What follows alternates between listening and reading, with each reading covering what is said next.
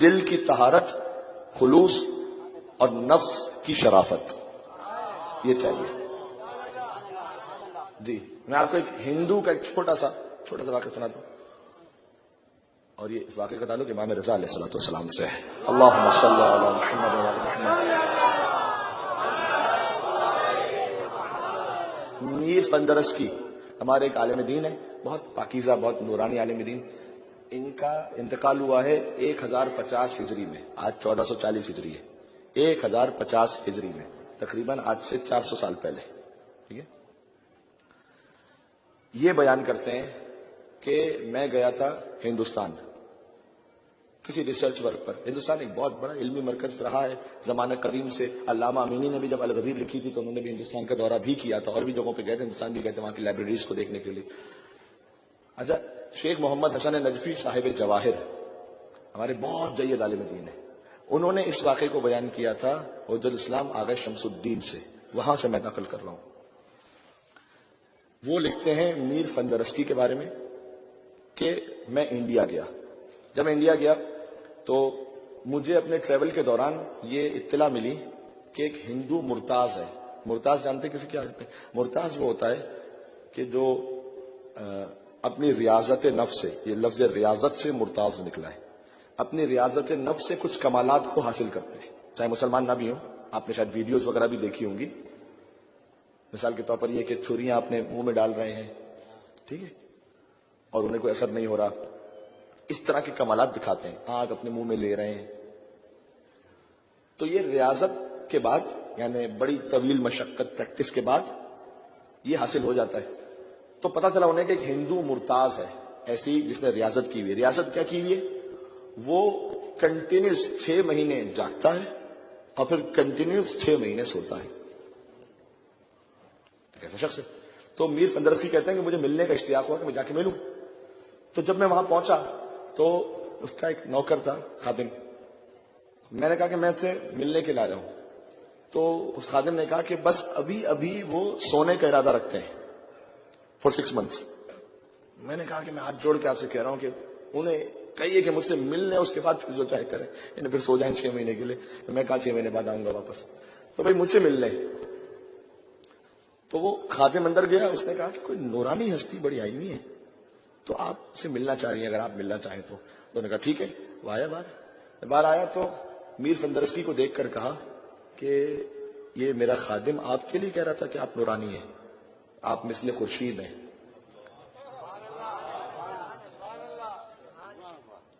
ہاں، ابھی اس نے ایک جملہ اور کہا لیکن وہ جو کہہ رہا تھا کہ آپ مثل خورشید ہیں، مجھے تو ایسا کوئی اتنا کمال نظر نہیں آ رہا. اصل تو وہ شمس الشموس و انیس النفوس امام رضا تھے.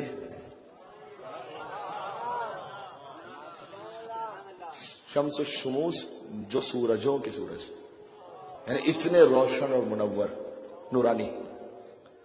جب میں نے ان کو دیکھا تھا، سنیے گا یہ بات کب کی ہو رہی ہے؟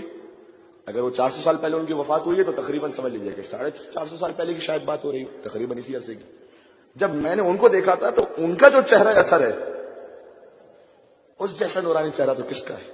تو میر فندرسکی ایک تعجب میں آ گئے. کہتے کیا مطلب؟ امام رضا علیہ السلام آج سے 1400 سال پہلے کے ہیں، اور اگر چلے جائیے 450 سال، یعنی وہ 1000 سال پرانی بات کر رہا ہے تقریباً. ٹھیک ہے. تو آپ کہہ رہے ہیں کہ آپ نے امام رضا علیہ السلام کو دیکھا تھا، یہ آپ کیا کہہ رہے ہیں؟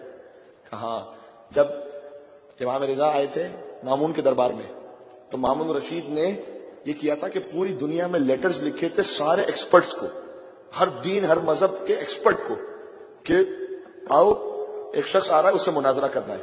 اور چاہتا یہ تھا کہ امام سے اتنے سوالات ہر ایکسپرٹ کرے کہ کہیں نہ کہیں اگر کوئی جھول ہو جائے تو وہ چیز ہم پکڑ لیں گے. ٹھیک ہے. اب دیکھیے بات ہوتی نا کہ ایک شخص ہے، عام حالات کی بات کر رہا ہوں، ایک شخص ہے کہ جو ٹھیک ہے مناظرہ کر سکتا ہے، اس کے پاس بہت علم ہے، لیکن اگر آپ دنیا کے 10 بڑے بڑے اسپیشلسٹ اپنے اپنے فیلڈ کے اس کے سامنے بٹھا دیں تو ہر ایک سے تھوڑی بات کر سکتا ہے انسان، ہر انسان کی لمٹ ہے ایک. تو مامون نے یہی چاہا تھا کہ میں بیسٹ پاسبل ایکسپرٹس ہر فیلڈ کے ان کو بلا لوں.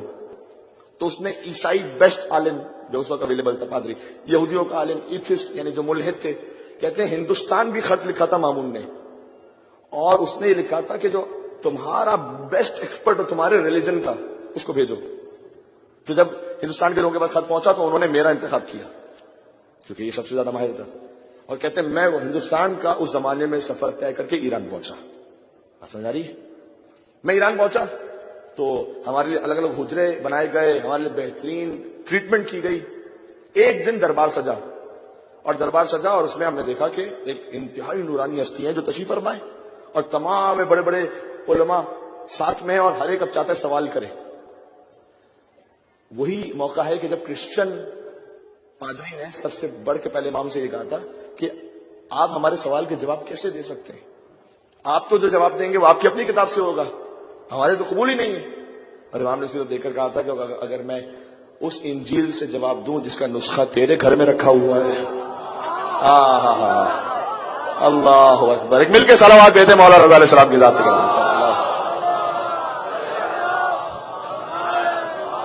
بس اشرا ختم ہو رہا ہے یہاں پر. امام نے کہا کہ وہ انجیل، ہر انجیل تو چھوڑ دے، وہ نسخہ جو تیرے گھر میں رکھا ہوا ہے اس سے جواب بتاؤں تو.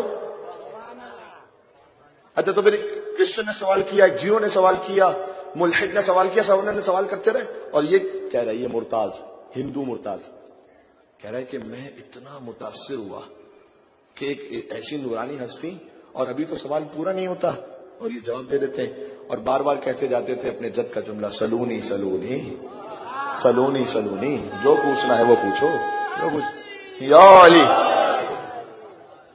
کہتے ہیں جب سب کی باری آتے آتے آتے آتے انہوں نے ایسے جواب دیے کہ میں حیرت کی باتوں میں گم تھا. میری باری آئی پھر کہ میں سوال پوچھوں، تو میں نے ان کے ادب اور احترام میں جان چکا تھا کہ کوئی معمولی ہستی نہیں ہے. ادب اور احترام میں نے کہا حضور مجھے کوئی سوال نہیں کرنا، میں تو فقط آپ کی عقیدت میں آیا تھا. سبحان اللہ. امامت کے سامنے احترام کا اثر دیکھیے گا بابا. کہتے ہیں میں نے اپنی زبان بند رکھی، میں نے کہا کہ میں آپ سے کوئی سوال نہیں کر سکتا، میری کوئی حیثیت نہیں ہے، میں فقط آپ کی زیارت کے لیے آپ کے ادب احترام میں یہاں پر آیا ہوں. کہ جیسی محفل ختم ہوئی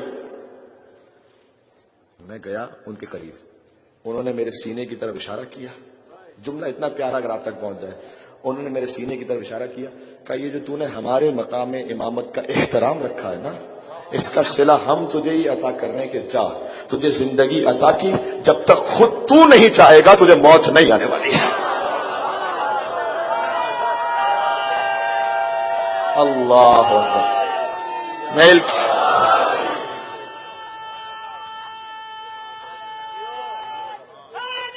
میل کے کہیں گے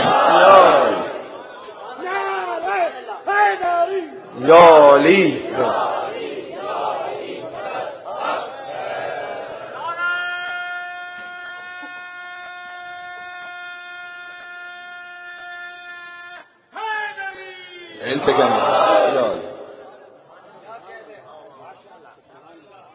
یہ منصب امامت کے سامنے احترام کا اثر ہے.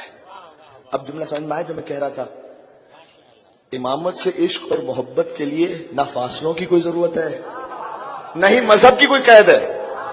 ہندو ہے لیکن دل پاک ہے، نسب پاک ہے، امام کا عشق آ جائے گا دل میں.